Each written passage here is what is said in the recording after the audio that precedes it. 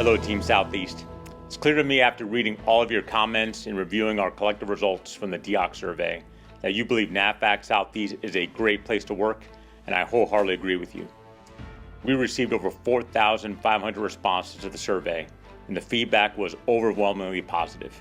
I want to thank you for the 63% response rate, which is well above the Navy's average. That says a lot about how engaged you are with the process. Looking at the results, the survey highlighted some key strengths. 90% of you reported favorable feedback on engaged and committed leadership. 86% said there's a strong sense of connectedness across the command. And 85% of you indicated that you have supportive leadership. I'm incredibly proud of these ratings, but let's be clear. These don't just happen on their own. They're the result of dedicated leaders across the organization and all of us working together as a team. But as with any high-performing organization, there are always areas in which we can improve. And that's exactly what we're going to focus on moving forward. One of the key areas we need to address is stress.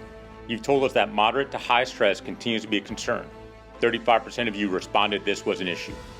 This is something we've already started working on and will continue to prioritize it.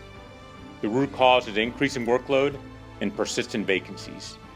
We've already put some measures in place. We've allocated monetary award authority to stressed work centers and locations based on data-driven insights.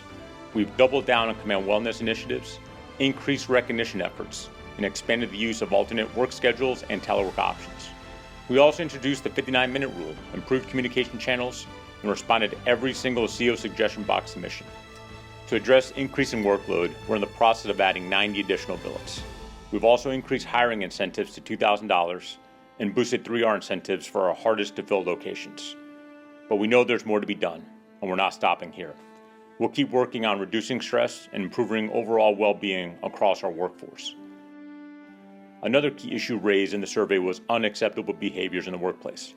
While the presence of these behaviors has diminished, some of our teammates report experiencing harassment or hostility. Let me make this absolutely clear.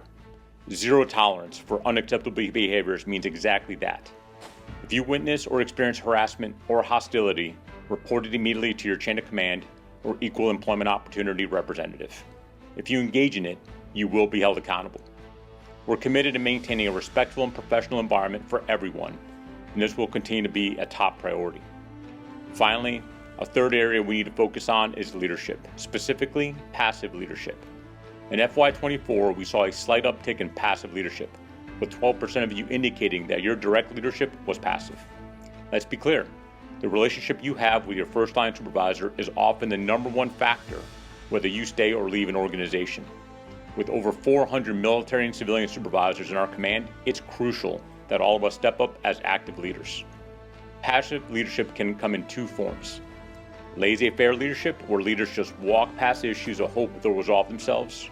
Or hero leadership, where leaders spend their time reacting to small problems without addressing the root causes of those issues. Being a great hero leader isn't enough. We need active leaders who solve problems before they arise, prioritize their people, and focus on the overall wellness of our command. So in conclusion, we have three key areas to focus on: reducing stress, eliminating unacceptable behaviors, and addressing passive leadership. Our command resilience team is already working on specific issues to address these areas, and I'll be sharing our full plan with you at the next all hands in January.